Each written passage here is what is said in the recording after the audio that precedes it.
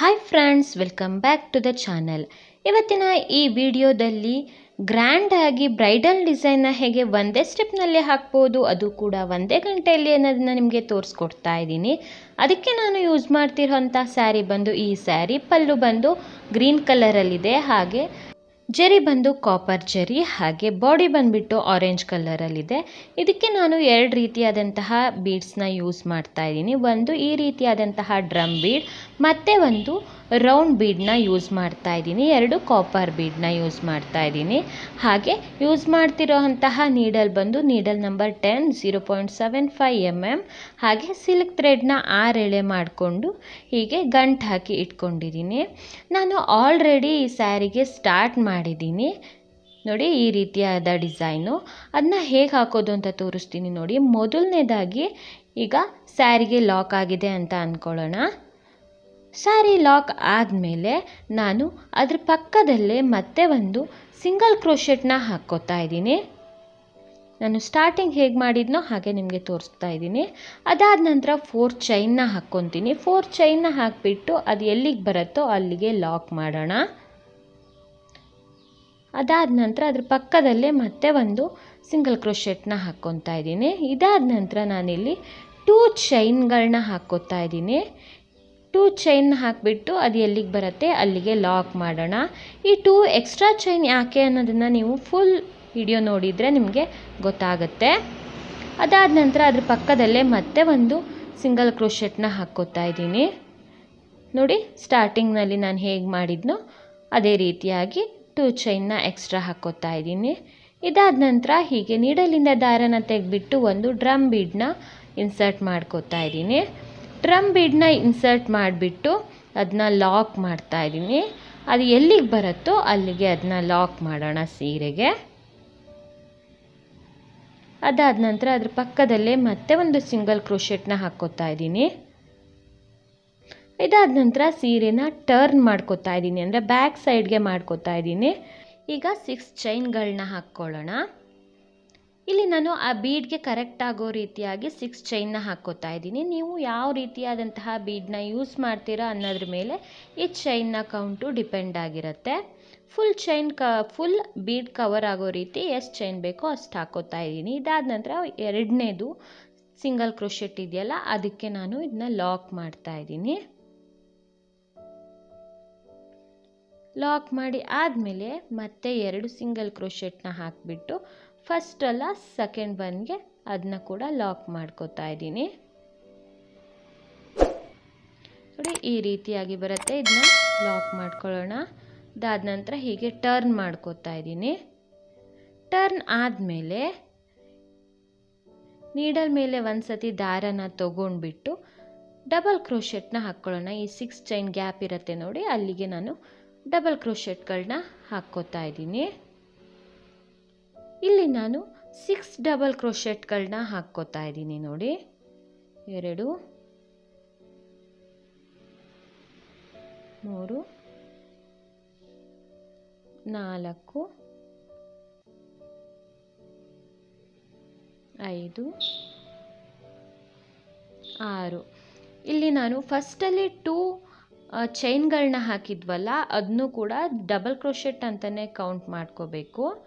ಫಸ್ಟಲ್ಲಿ 2 ಸತಿ ಚೈನ್ಗಳನ್ನ ಹಾಕಿದ್ವಿ ನೋಡಿ, 2 ಚೈನು, ಅದನ್ನು ಕೂಡ ಸೇರಿಸಿ 8 ಡಬಲ್ ಕ್ರೋಶೆಟ್ ಅಂತ ನಾವು ಕೌಂಟ್ ಮಾಡ್ಕೋಬೇಕು. ಇದಾದ ನಂತರ ನಾನಿಲ್ಲಿ ಒಂದು ಸ್ಮಾಲ್ ಬೀಡನ್ನ ಇನ್ಸರ್ಟ್ ಮಾಡ್ಕೋತಾ ಇದ್ದೀನಿ, ರೌಂಡ್ ಬೀಡನ್ನ. ಬೀಡ್ ಇನ್ಸರ್ಟ್ ಆದಮೇಲೆ ಬೀಡ್ ಲಾಕ್ನ ಮಾಡ್ಕೋತಾ ಇಲ್ಲ, ಹಾಗೆ ನೀಡಲ್ ಮೇಲೆ ದಾರನ ತಗೊಂಡು ಮತ್ತೆ ಒಂದು ಡಬಲ್ ಕ್ರೋಶೆಟ್ಗಳನ್ನ ಹಾಕ್ಕೋತಾ ಇದ್ದೀನಿ.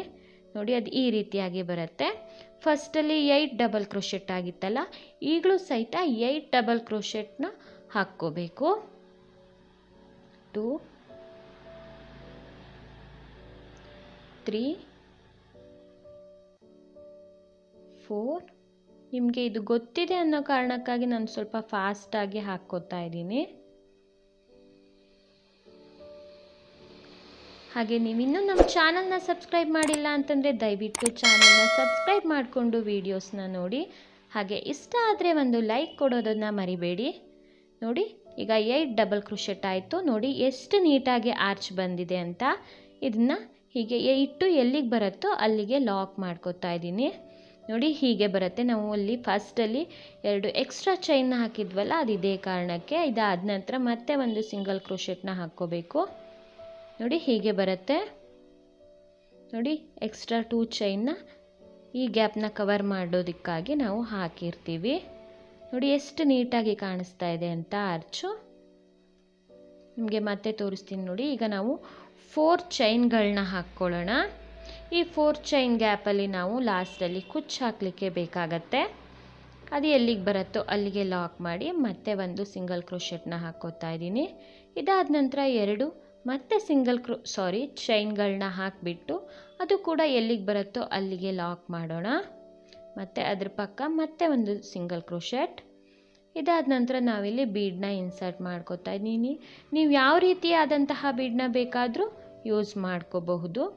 ಇಲ್ಲಿ ನನಗೆ ಈ ಡ್ರಮ್ ಬೀಡ್ ಇಷ್ಟ ಆಯಿತು, ಆದ್ದರಿಂದ ನಾನು ಅದನ್ನ ಯೂಸ್ ಮಾಡ್ತಾ ಇದ್ದೀನಿ. ಹೀಗೆ ಇಟ್ಟು ಅದು ಎಲ್ಲಿಗೆ ಬರುತ್ತೋ ಅಲ್ಲಿಗೆ ಲಾಕ್ ಮಾಡಿ ಪಕ್ಕ ಅದರಲ್ಲಿ ಮತ್ತೆ ಒಂದು ಸಿಂಗಲ್ ಕ್ರೋಶೆಟ್ನ ಹಾಕ್ಕೋತಾ ಇದ್ದೀನಿ. ಇದಾದ ನಂತರ ಮತ್ತೆ ಟರ್ನ್ ಮಾಡ್ಕೊಳ್ಳೋಣ. ಟರ್ನ್ ಮಾಡಿಕೊಂಡು ಮತ್ತೆ 6 ಚೈನ್ಗಳನ್ನ ಹಾಕ್ಕೋಬೇಕು. ಇಲ್ಲಿ ನನಗೆ 6 ಚೈನ್ಗೆ ಫುಲ್ ಬೀಡ್ ಕಂಪ್ಲೀಟ್ ಆಗುತ್ತೆ. ನೋಡಿ ಇಲ್ಲಿ ಫುಲ್ ಬೀಡ್ ಕವರ್ ಆಗುತ್ತಲ್ಲ, ಆದ್ದರಿಂದ ಹಾಕೋತಾ ಇದ್ದೀನಿ. ನೋಡಿ ಫಸ್ಟ್ ಒನ್ ಅಲ್ಲ, ಸೆಕೆಂಡ್ ಸಿಂಗಲ್ ಕ್ರೋಶೆಟ್ಗೆ ಅದನ್ನ ಲಾಕ್ ಮಾಡ್ಕೋಬೇಕು. ಲಾಕ್ ಆದಮೇಲೆ ಮತ್ತೆ 2 ಚೈನ್ಗಳನ್ನ ಹಾಕಿ ಫಸ್ಟ್ ಒನ್ ಅಲ್ಲ ಸೆಕೆಂಡ್ ಒನ್ಗೆ ಅದನ್ನ ಲಾಕ್ ಮಾಡ್ಕೋಬೇಕು. ಅದಾದ ನಂತರ ಹೀಗೆ ಟರ್ನ್ ಮಾಡ್ಕೋಬೇಕು. ಟರ್ನ್ ಮಾಡಿಕೊಂಡು ಈಗ ನೀಡಲ್ ಮೇಲೆ ಒಂದ್ಸತಿ ದಾರನ ತಗೊಂಡು 6 ಚೈನ್ ಗ್ಯಾಪ್ ಇರುತ್ತಲ್ಲ ಅಲ್ಲಿಗೆ ನಾವು ಡಬಲ್ ಕ್ರೋಶೆಟ್ಗಳನ್ನ ಹಾಕ್ಕೋಬೇಕು. 6 ಡಬಲ್ ಕ್ರೋಶೆಟ್ಗಳನ್ನ ಹಾಕ್ಕೋತಾ ಇದ್ದೀನಿ.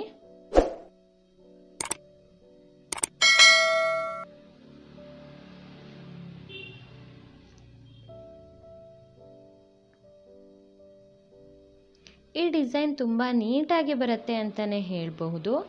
ಇಲ್ಲಿ ನಾವು ಡಬಲ್ ಕ್ರೋಶೆಟ್ಗಳನ್ನ ಹಾಕುವಾಗ ಸೇಮ್ ಲೆಂತಲ್ಲಿ ಬರೋ ರೀತಿಯಾಗಿ ಹಾಕ್ಕೋಬೇಕು. ನೋಡಿ ಈಗ ನೋಡಿ 6 ಡಬಲ್ ಕ್ರೋಶೆಟ್ ಆಯಿತು. ಫಸ್ಟ್ 2 ಸಿಂಗಲ್ ಚೈನ್ಗಳನ್ನ ಸೇರಿಸ್ಬಿಟ್ಟು ಅದು 8 ಡಬಲ್ ಕ್ರೋಶೆಟ್ ಅಂತ ಕೌಂಟ್ ಮಾಡಬೇಕು. ಇದಾದ ನಂತರ ಬೀಡನ್ನ ಇನ್ಸರ್ಟ್ ಮಾಡಿ ಬೀಡ್ ಲಾಕ್ನ ಮಾಡಬೇಡಿ, ಹಾಗೆ ಡೈರೆಕ್ಟಾಗಿ ಮತ್ತೆ ಒಂದು ಡಬಲ್ ಕ್ರೋಶೆಟ್ಗಳನ್ನ ಹಾಕ್ಕೊಳ್ಳೋಣ.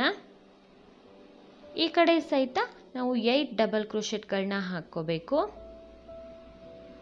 ಎಲ್ಲದೂ ಸೇಮ್ ಲೆಂತಲ್ಲಿ ಇರೋ ರೀತಿಯಾಗಿ ಹಾಕ್ಕೊಂಡ್ರೆ ಆರ್ಚ್ ತುಂಬ ನೀಟಾಗಿ ಬರುತ್ತೆ.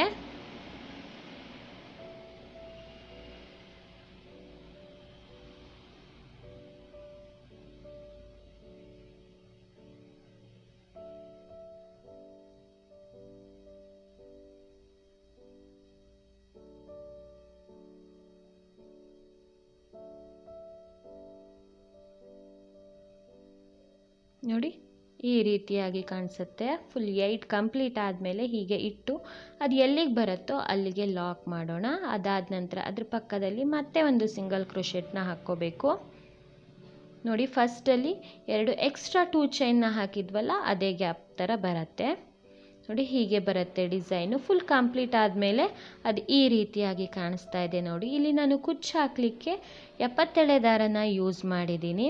ನಿಮಗೆ ಇನ್ನೂ ಗ್ರ್ಯಾಂಡಾಗಿ ಬೇಕು ಅಂತಂದರೆ ಆರ್ಚ್ಗಳಿಗೆ ನೀವು ಸ್ಟೋನ್ ಚೈನ್ನ ಕೂಡ ಬೇಕಾದ್ರೆ ಅಂಟಿಸ್ಕೋಬಹುದು. ತುಂಬ ಗ್ರ್ಯಾಂಡಾಗಿ ಕಾಣಿಸುತ್ತೆ. ನೋಡಿ ಈ ಡಿಸೈನ್ ಇಷ್ಟ ಆಗಿದೆ, ದಯವಿಟ್ಟು ಲೈಕ್ ಮತ್ತು ಶೇರ್ ಮಾಡಿ. ಹಾಗೆ ನೀವು ಒಂದ್ಸತಿ ಟ್ರೈ ಮಾಡಿ ಅದು ಹೇಗೆ ಬಂತು ಅನ್ನೋದನ್ನು ನಮಗೆ ಕಮೆಂಟ್ ಮಾಡಿ ತಿಳಿಸಿ. ಮತ್ತು ಮುಂದಿನ ವಿಡಿಯೋದಲ್ಲಿ ಸಿಗೋಣ. Thank you for watching.